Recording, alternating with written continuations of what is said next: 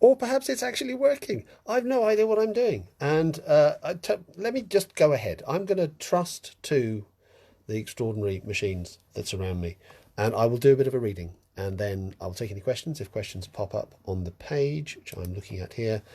And we can see how things go. I can't. Well, perhaps I can see myself. That's a very strange vision. All right, let me read a short story since we're all here in our locked down and socially distanced way. Not a usual story, not the kind of story I usually write, but mercifully brief. And I think that's the most important thing. It's a story called Goliath, David, Adam, and I like to put Adam, it's just a name of kings and princes, into my stories if I possibly can. It's not simple narcissism that I do that. It's a story about big things and little things written in a kind of Borgesian, Kafka style, shorter fable-like pieces.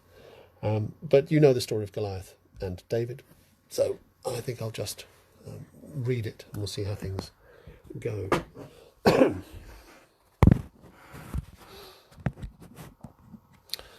Kings erect gigantic statues of themselves in order, you understand, to exaggerate their importance in the world. But Goliath, living, was as large as any sculptured dead pharaoh.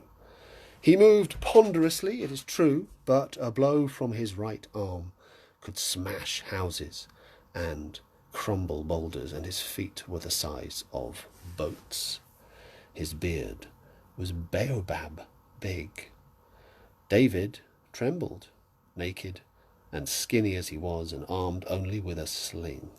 "I curse you by your own gods," Goliath boomed, "for I am as large as they, and they do my bidding from sheer terror at my strength of arm." David's "I will strike you down" came out in a piping voice.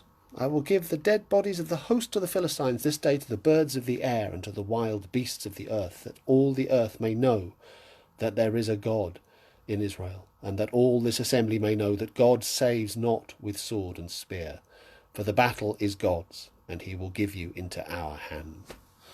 Goliath laughed and put his left foot forward to advance on his enemy, and David slung his stone, cracking the mighty bone jar of Goliath's forehead. It took David half an hour to saw through the huge neck. David was celebrated among the Israelites, as of course you would expect him to be, and afterwards, as you already know, he became king and captured Jerusalem and established a mighty dynasty. You are aware of the story. But the end of David's life was not as perhaps you have been told, for his heir Solomon, renowned for his splendour of the merely outward show of majesty, was not the true ruler. Power passed instead to a dwarf, a man named Yedidiah, who came to David in the king's 70th year and challenged him in his royal tent. David laughed because the fellow's head sat on so shrunken and deformed a body. "I am the monarch of a mighty nation," said David, still hale, for the blood of the patriarchs ran in his veins, and he might have lived as long as Methuselah. "You have the body of a crippled child. I am the form fate takes in the working out of its mortal dimension, king," said the dwarf.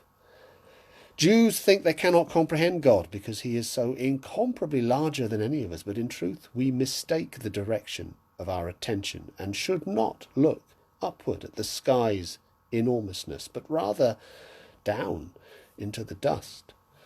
And Yedidiah drew out a tube and put it to his mouth as if to play upon a musical pipe, and then he puffed, and a dart entered the innermost fold of David's eye, where the tear duct debouches, and disappeared. This dart snagged as a poison thorn in the flesh and bone of the royal head, and David fell back dead.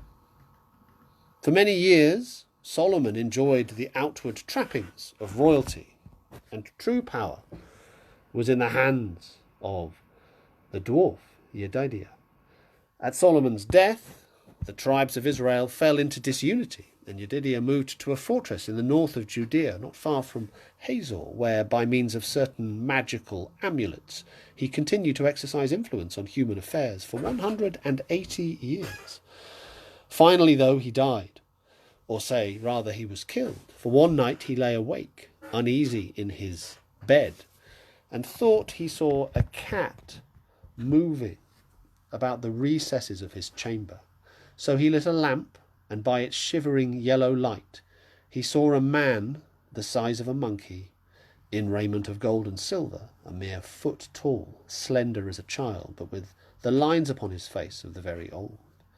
The sight of this unnaturally tiny person shook fear out of the pulsing folds of Yedidiah's heart, and he leapt from his bed, yelling defiance. And though he was a dwarf, his body was strong, and his eye unerring. "You are so skinny, I shall cut you in half like a stalk of wheat," he boasted. But the tiny man said, in a voice like the whine of a mosquito, "I am already cut in half, like the moon at the midst of the month, but like the moon I shall grow whole again," and tossed a powder into the air before Yedidiah's face. And the dwarf could not help but inhale this poison dust, and so he choked and died. Must I draw the tale out? You see how it goes. I must. Very well. This little man had access to all Yedidiah's magic charms and scrolls, and was able to extend his life for many centuries, and to exert power at a distance, walking through the dreams of kings and pharaohs. He compelled men and women to do his bidding, and went about the world sitting on the shoulders of his servant, draped in a cloth to disguise his identity. But in time, as of course he knew it would, he met his end. A woman came who was no taller than a hand's width, and skinny with it, like a child's doll, woven of wisps of straw. She was so tiny that you could only see her when she moved, and when the light was good. She slipped a single tiny seed pearl into the tiny magician's ear when he was sleeping, and the pearl took root and grew and swelled until the magician's skull burst apart. The woman's name was V.E.C.T.O.R, and she was as wily and cautious as her size had taught her to be. She lived in her fortress for many centuries, until the humans who also occupied the castle, unaware of her presence, were defeated in one of the interminable wars that humans like to fight. Thereafter the whole structure was torn down. Taking such magic artifacts as she could carry, and with her most potent charms written on tiny scraps of paper, V.E.C.T.O.R made her way to Jerusalem, since the great temple had just been rebuilt there. She planned to live in the innermost chamber of this structure, and from there to govern the whole world. But in the event she lived only 7 days in that place, killed by a rival no larger than a tooth. The years rolled around for the rest of humanity, each annual revolution as ponderous as Goliath's footsteps, but for this new ruler of the world, the seasons fluttered like a fly's wings, refracting the light green, red, and white with tremulous rapidity. It seemed to this secret queen of the world only a short time, but in fact 500 years had passed when she was herself killed, as she knew she would be. Her assassin was the size of a grain of rice, and dwelt in the feathers of a charmed owl that flew about the skies at night. He was himself killed by a smaller king, and this monarch was again killed. It is the rhythm of history, and it runs according to the inevitable gradient of time, as of course you know. The new queen was so tiny she could not be seen by the naked eye, but she commanded the ancient magic words and propelled her thoughts into the minds of the temporal rulers of the lands of men and women, influencing them and shaping their events. She wrapped herself around with charms to repel all attack, and after 1,000 years she began to believe that she had broken the cycle. One morning, though, as she observed the dawn breaking over the sea outside her house, she was disabused. "What is your name?" she asked her killer. "Adam," said the new ruler of the world. Or perhaps he said Atom, and perhaps the year was 1945, and perhaps the sea was the Pacific and the island Japan. It's hard to be sure. As the Queen stared at the man, he began to shine, and the shining became so intense that it consumed her, and her house, and her whole city. And so the new king of the world came to power, and his rule has, as I write these words, barely begun. So that's the story, and I'm assuming from the waves that are going up the screen that people can hear it. Can people hear it? There's a heart. There's a little heart floating up. That's a very touching thing to see. Although it is the colour of a coronavirus, so perhaps I'm now virtually infected. We started late, I know, because I was faffing around with the technology there. The image at the end of that story, I think perhaps over obviously, I think, is from Ridley Walker, whose little shining man, the Adam, occupies a special place in his extraordinary account of post-nuclear war world. And ever since I read that as a teenager in Canterbury. I tried to read other Russell Hoban, none of his other books spoke to me the way Ridley Walker did, and I think partly because I was at school in Canterbury, and this story is set in East Kent and written in this extraordinary language.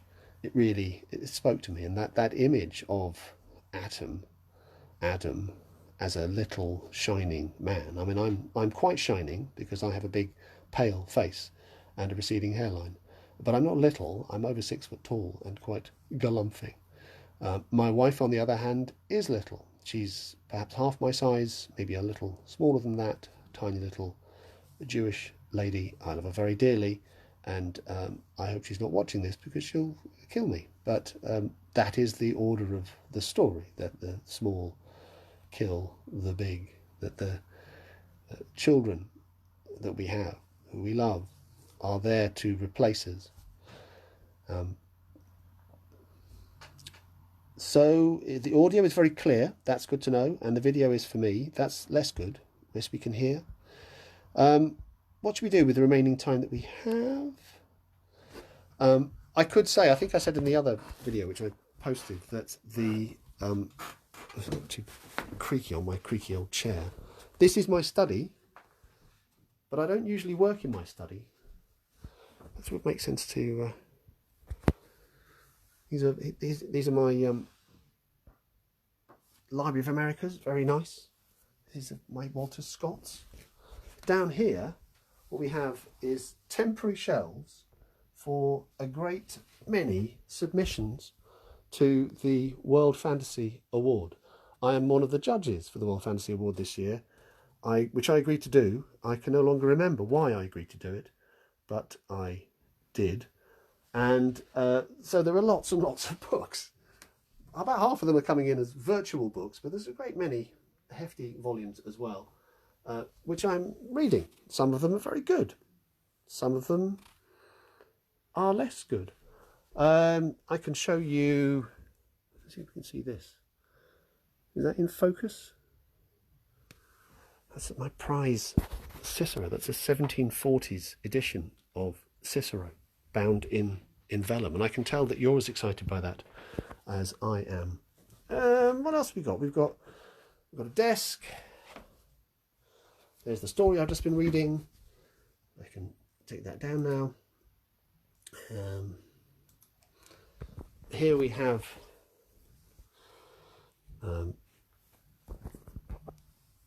four items.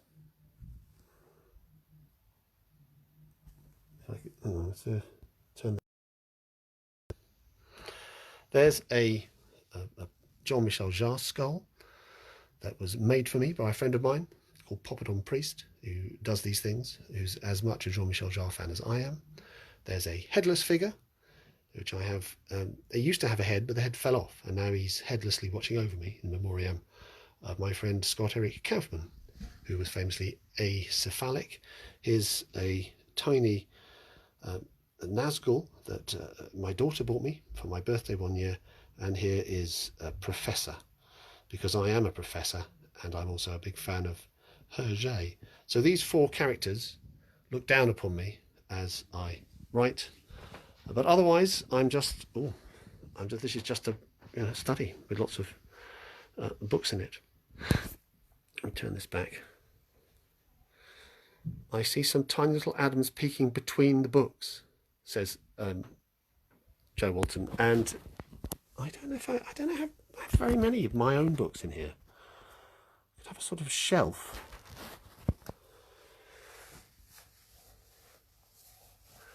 There's lots of stuff in here. I've got lots of Virgils. Okay, so I'm now being asked if I want to read another story.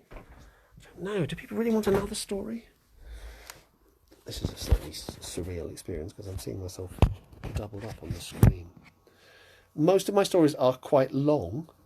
I could read...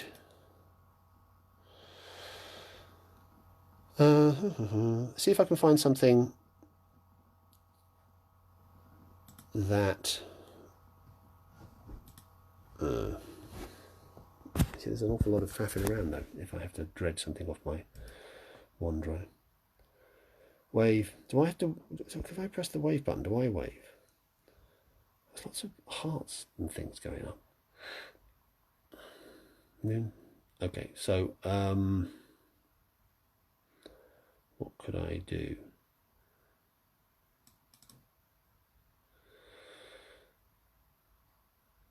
I will read the first bit of a novel that I'm working on, which is not in the Borges Kafka style of things. It doesn't have quite such pretentious language. I'm still working on the novel because I am not happy with it. I have finished a draft, and I thought for a time I might see this might be good enough and we can publish it and we'll go with it. A few years ago I published a novel called The Thing Itself, which was based on Kant's Critique of Pure Reason, which I had to read for a work thing.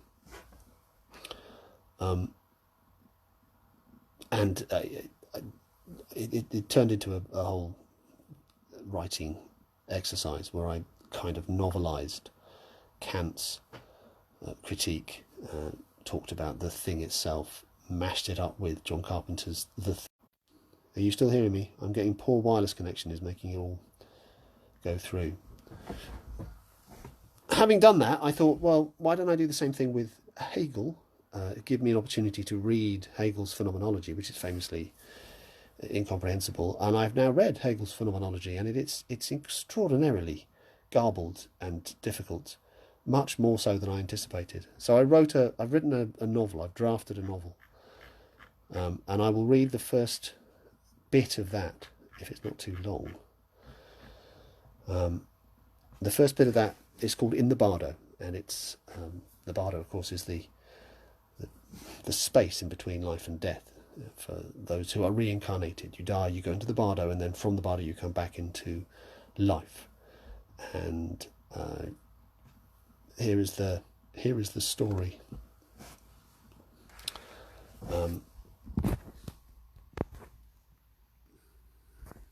There's the story. In the Bardo.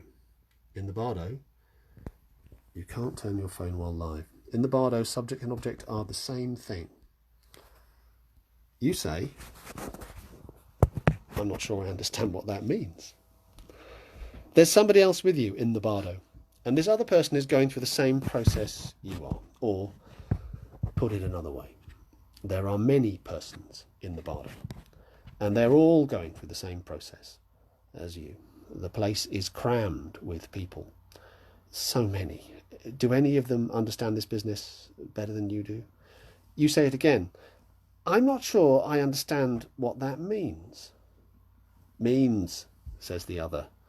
I mean, since we can't suppose time has any purchase in this place, the present tense of your statement comes into question, rather, don't you think? Meant, means, will mean, I mean, who's to say? You say, huh? A flash of light marks your passage out of the bardo, and you're alive again. That flash was the sunlight, all of it. That flash of light is all the sunlight you will see in the course of your life, and all the darkness too, which is to say, you see in an instant the balance of the two. But of course, you'll see less darkness and more light over the run of your whole existence, because the day is lit, and although the night is not, there's always light inside your dreams. Embodiment and its queasy wondrousness. Milk assuages your wailing, you run, and it's a pure joy, and the high grass snickers at your hips. You take your share from the meat. You are a parent, and sit under an overhang, and watch the rain come down so hard, it's as if the whole sky has collapsed its liquid blue down upon you in one go. It smells of cleanness and clover, of sky and freshness. As you sit there, cradling one of your kids, a thought rushes your memory with intense and vivid suddenness. That time when Harry cut the throat of a wild cow with a lucky cut, and all the cow's blood came out in one go, a great sloshing, gushing. It was the noise of this rain, the noise of life pouring endlessly through the sky and the earth, through you and all the animals, and you feel a sharp fragment of understanding. There was good eating for days from that cow. You sleep and dream of a great mountain. The next day the ground is muddy. A pain in your jaw grows until you can do nothing but lie on the ground and cry. It fills your head with its pain, and then you think the pain is so great it cannot possibly be greater. It swells further. Fire and grinding and pressure combined into an agony. It breaks the bone to burst from your head through the side of your face, and release of the pressure is so sweet. You sleep for a day. It still hurts, and the others make fun of your ruined face. And then you are feverish, and then you are more feverish, and then you are dead. In the bardo, subject and object are the same. You remember the whole of that lived life, as fine-veined and perfect as a single glossy leaf from a tree with 1,000,000,000,000 leaves. You hold the whole memory in your mind. The light comes again. You are reborn and live long enough to develop a sense of yourself, of your mother and your siblings, of heat and shade, of the difference between bitter food and sweet, and then you die, a day and a night of diarrhea, and you're gone. In the bardo, subject and object are the same. I can remember all of them, you say. I suppose you do too. Is it the same for you? The other person there smiles. Are you sure, he asks, you're not collating numerous similar life memories into a smaller number of manageable memories? You say, that's a good question. The light again. There is more brightness than darkness in this life too. And it's like that for almost every life. You grow up by a pool, and there are fish to eat, as well as what the tribe hunts in the forest. You and your brothers and sisters and cousins are a tribe within the tribe, and you like mischief. One day, when one of the community's big men is washing himself in the pool, you and your siblings all hiss into the pool for a joke. The big man is very angry, and his anger does not settle, as anger usually does. He surprises the group of you all later that day. You'd already forgotten the prank, and are picking and eating berries, but the big man has not forgotten. And though most of your sisters and brothers run off, screaming, he catches you and punches you on the side of the head. His is the big fist, so its blow breaks the bone, and you lie on the ground, sobbing and passing in and out of consciousness. Over the course of the evening and sunset, the shadow of the bush slides over you like a blanket. Your mother finds you there and tries to lift you up, but the movement dislodges something inside you and you start fitting furiously. Vomit comes up one way and goes down another, and you're dead. In the bardo, subject and object are the same. Does it just go on, you ask? I mean, I suppose what I'm wondering is, are we on our way anywhere? The other person smiles. You mean enlightenment, Zen, spiritual evanishment and all that? I don't know anything about any of that. You tell them your name. They tell you yours. They tell you theirs. Abby something. Abby normal, you laugh. And Abby laughs too. So that's a joke you share, it seems. A cultural reference you have in common. At the time, this doesn't strike you as strange, but later, when the sheer scope of, well, everything comes home to you, it sounds a more discordant note. I mean, what are the odds that you both recognise the reference, that you had cultural knowledge sufficiently in common to both laugh? Where did you start this process? Which was your first life? You wonder about yourself. You ask Abby. By way of reply, Abby smiles, a serenissima smile. This time there is no flash, and this life is more darkness than light. You live underground, and when you come up, the light hurts your eyes, and you don't like it. But you bring up the ore, and you eat your meals, and you play, and when you get older, you fuck, and you don't know any different, then you're dead. And you do know any different, and you think, that wasn't much of a life. Bright light. You live by the river, and your life is a habitual matter. Prayers, scooping the water into irrigation channels, growing your food, passing your due to the rulers, making small trades with your neighbours. You marry 4 times and have 6 children, 2 of whom live to adulthood and are present at your deathbed. In the bardo, subject and object are the same thing.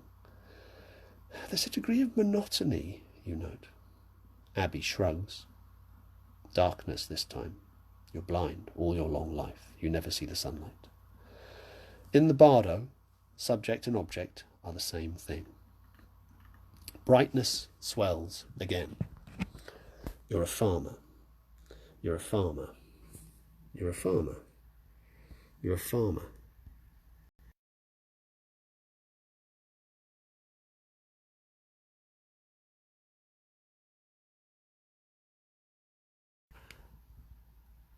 Hang on. I'm sorry, I'm being interrupted. There we are. You're a farmer, you're a farmer, you're a farmer. I won't read all the you're a farmer as it goes on for a long time. In the bardo, subject and object are the same. I might be having some internet problems.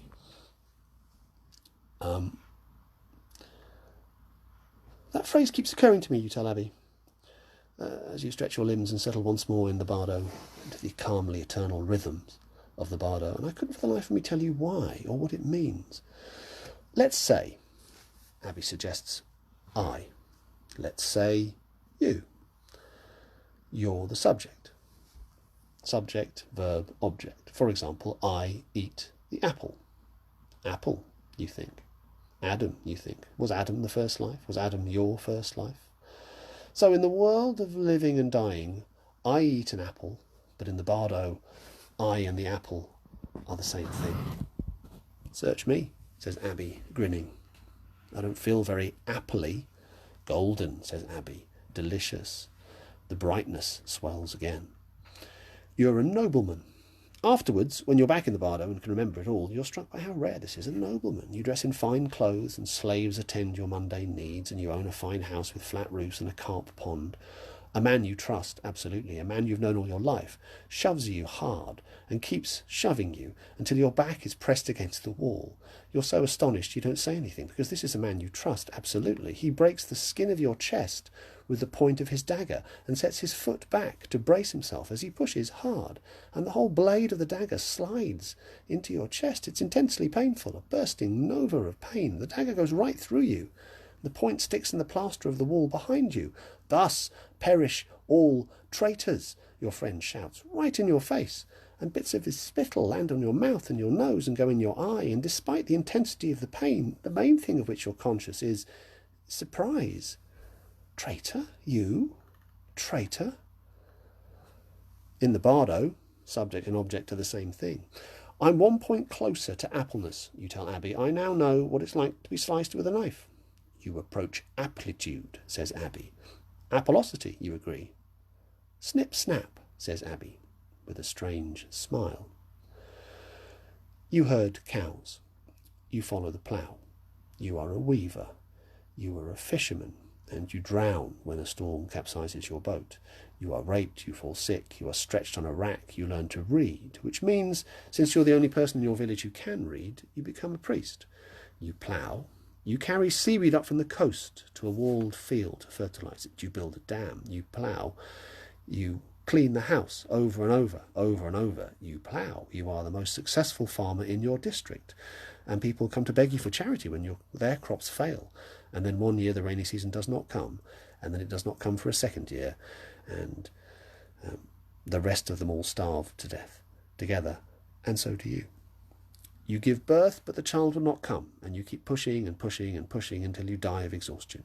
You climb a tree to pick fruit and fall from the tree and break your leg, and your leg grows 3 times as fat overnight and becomes ghastly squishy and goes black, and you die in agony. You farm, you farm, you farm. You are burnt to death when your barn catches fire. Foolishly you rush inside to try and save your horse, and both you and the horse die. You are cut to death by a man with an axe during a time of war. You die of cholera, you die of dysentery, you die of sepsis. You give birth and it feels like you're being torn in two, and then you're dead.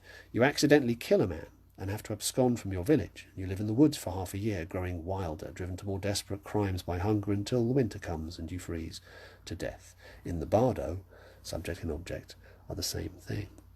I get the impression, you tell Abby, that things are speeding up. It's wider in terms of human population, Abby agrees, but shorter in an absolute sense. The timeline, I mean. You were evicted from your farm because the nobleman wants the land for sheep. You trek to the coast, and your wife and 2 of your children die on the journey, and then you make a new life as a fisherman with help from your cousin. You marry again. Prayer and work help you overcome your grief.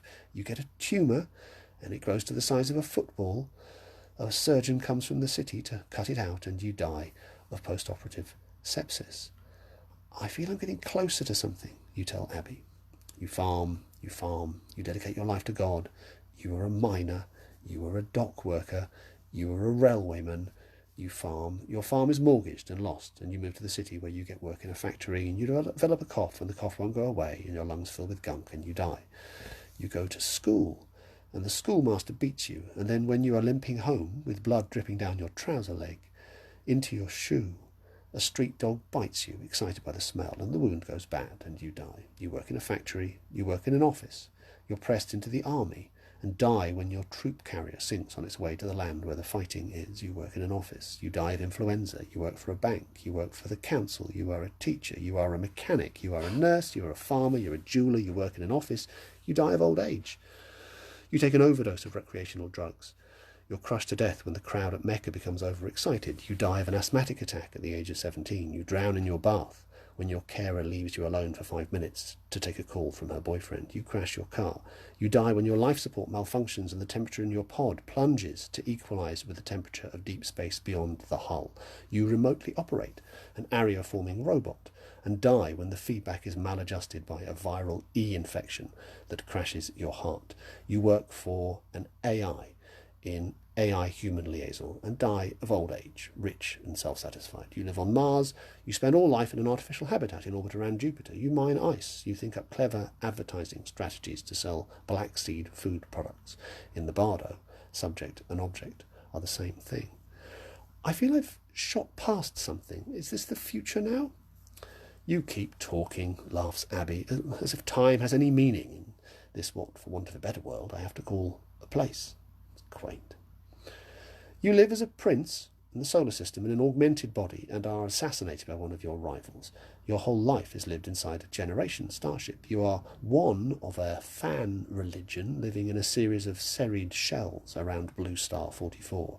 You are a soldier, bringing one thing only, your capacity for aggression, to an auto-army that lacks that quality. You live on a purple-red world under a diamond-coloured sun. You live in a foam matrix on a deep space trajectory. You're part of a cult that uses that uses enhanced sexual pleasure to crystallize the transcendental. You extend your life with a combination of artificial supports and time dilation algoreactivity. You upload your consciousness into a series of insect orgs and swarm. For the sheer joy of swarming, the stars are running out of fuel, and one by one they flare and they sputter and go dark. You are in the bardo. You're in the bardo again. Was that it, you ask? There were an inestimable number of people in the bardo before, as if before has any meaning in this place, but now it seems empty, as if now has any meaning in this place. Is it empty? You are the subject of this story, you suppose. After all, it's a common enough human supposition. Abby, you say? Abby, are you there? A breath is drawn, as if Abby is about to reply to you, and that miniature crescendo of white noise breaks off sharply, and you're born. You're gasping in the light. You're clinging to the hair of your mother's pelt as she lopes through the grasslands. The dry fields chuckled in the wind, strands of grass like sticks rattling together. You spend hours every day picking grain from the grass and chewing it in the chunky knuckle-bone teeth at the back of your mouth. Night swallows day, and then it is itself swallowed by the sun. As the year goes on, the trees in the high hill become nude, and the air acquires a sterile chill, and you and your people huddle together. When spring returns, and warmth, you are sick of their company, so you take to sleeping in a nook by the stream. A wolf grabs you by the throat in the middle of the night and drags you away, and you are dead in minutes, round and round again. You die a day old, you die a year old, you live to 30, you die of sepsis, you choke on a nut, you die of dysentery, you live to become a great-grandfather and a tribal elder, and then take your own life. Because of the darkness that has been inside you, all your life becomes too much. You are trampled by some bison, and your left leg is mashed and bloody, and for months you drag it behind you, covered in a seething sock of flies. But it heals, and you limp on, and your tribe become convinced that you are a holy man. You die old, and are buried in a fine chambered tomb. In the bardo, subject and object are the same thing. Are we really going through the whole thing again? Abby says, you don't think you've already done the whole thing again? Again and again. That distinctive Abby laugh. Don't fret, things speed up. There's a kind of spiritual momentum to it all. You farm, you fish, you farm, you fight. You are high status, one of the political and spiritual leaders of your community. But young people are little bastards these days, not like when you were young. Back then children respected their elders, but this morning, let me tell you, you went to the pool to pray to the gods, wash yourself, and the little shits pissed all over you, fucking little brats. Oh, you caught up with them and gave them a smack around the ear, teach them a lesson, but really it's the mothers. The mothers are too soft on them. In the bardo, subject and object are the same things. How many times have we been through all this, you ask Abby? Now you're using the right word. What word is that? The we word. That's the ticket. We is I and you, subject and object in one handy little packet. Now hold up, just 1 second there, partner, you say, but there's no waiting. Light flashes, and you're a farmer, and a farmer, and a farmer, over and over. You fight in the army, you cut someone down with an axe. You're one of the God King's most trusted advisors and live in a fine palace with a carp pool and orange trees in the courtyard, but you discover that your best friend is part of a palace faction that aims to promote the God King's sister to the throne. Your closest friend, with whom you have hunted and feasted since you were both children. You are so angry you can hardly breathe. You go to his house, and his slaves let you in, of course they do, and you confront him in his bedroom, and you kill him with your own hands. Thus perish all traitors, you yell right in his face as he dies. The look of guilt and remorse on his face entirely vindicates your action.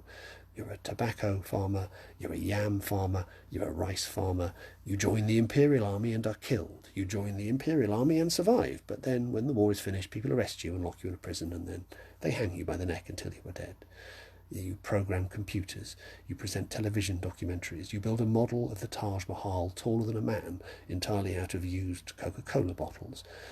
The earlier lives, Abby says, occupy an external epoch that lasted hundreds of thousands of years, and that's long, sure, but there are only a few lives at any given moment during that epoch, so you'll find you're through with them soon. But the later lives, the external time period is much briefer, but there are many, many more people, and so the experience will tend to predominate.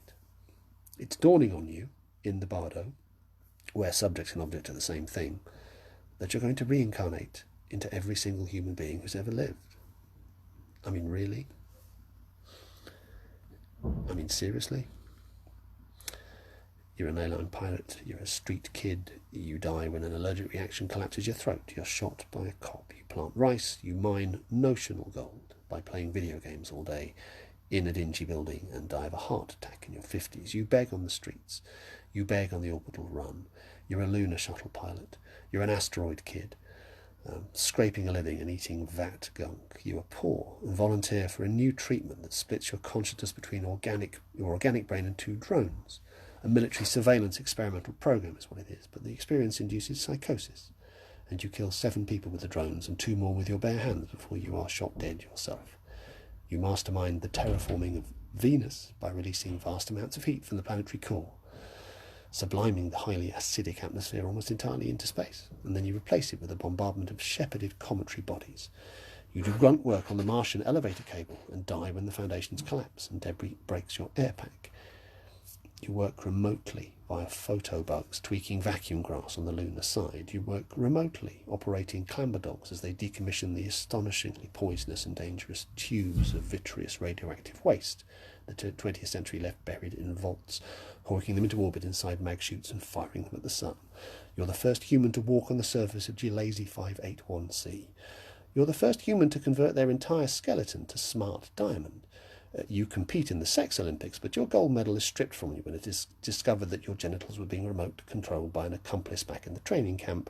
You live a religious life. You live an atheistical life. You game, you work, you mourn. You almost glitch the whole process when exploring the event horizon of a local black hole. Your buffered consciousness is smeared into a declining parabolic recovery feed. It takes you over 800 years to die. But after the first decade, you lose your mind so comprehensively that there's nothing meaningfully you left by the end of the whole ghastly, unexpected process. But you do eventually pass below the threshold we can call life, and the bardo wipes away all insanity, psychosis, misery, or elation. In the bardo, subject and object are the same thing. You clone yourself into 1,000 iterations and explore the Andromeda galaxy. You live for 1,000 years in an endlessly reconfiguring pleasure sim, and then one day commit suicide on a whim.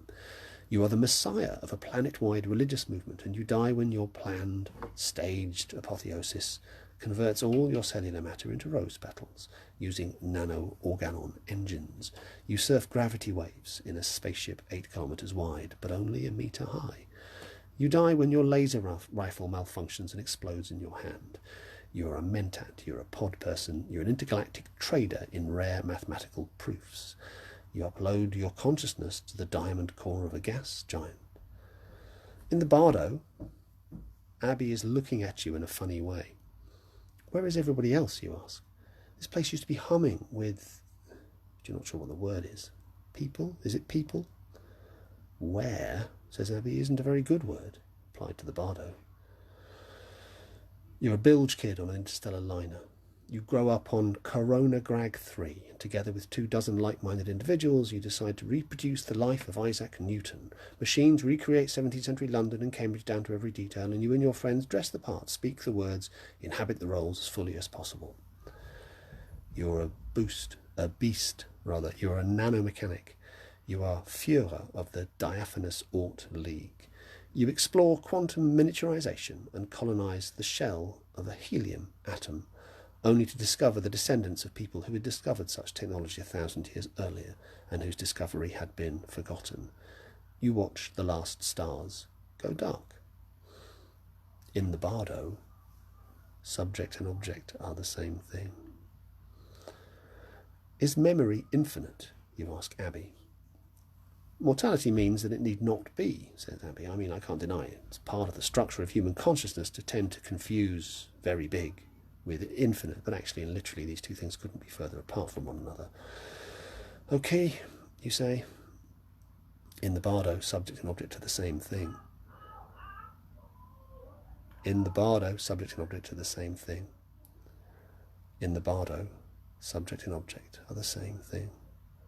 It's not Abby normal, is it, you say? Your name, I mean. It's taken you some time to reach this realization, better late than never, you suppose. I talk to you, I am the subject, and you are the object. Now I'm getting it, says Abby. Absolute, you say. I mean, what kind of a name even is that? Resolve the addition and average out, and there's a modicum of humour left over, I guess, you say. That's personality, you say. The absolute is not a merely mathematical equation after all. There are a few more lives to live, you note. You're an engineer. There are 10,000 varieties of engineer in the future on 1,000 different scales, from reshaping electron shells to building Dyson spheres. You build spaceships and super spaceships and hyper spaceships that themselves contain many spaceships. You mould faces out of the surfaces of red giants. You submerge your individuality in 1,000 varieties of hive mind, or you split your solitary consciousness into 1,000 shards. The engineer is a kind of farmer. The farmer is a kind of engineer. You live, you die. Absolute is the only inhabitant of the Bardo now. Every life is behind you at last. Now, you say, to begin. I'm a bit worried about that, because that ending, that's like a 1950s romantic Hollywood movie, where instead of having the end at the end, they say the beginning, and that's a little naff. And actually, that went on longer than I thought it was going to go on, so I think I might be outstaying my welcome on this particular live reading.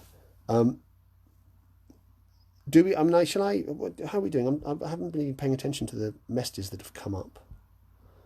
But okay, so I think that'll do me. And I'm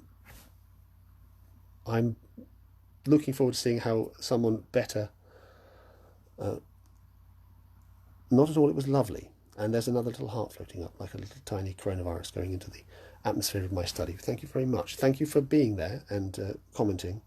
And I'm looking forward to seeing how someone, a better writer than me, with better communication skills and better command of the technology, handles this particular reading series. Thanks very much to the BSFA for setting it up. And I shall hopefully will be able to meet in person when all this craziness is out of the way.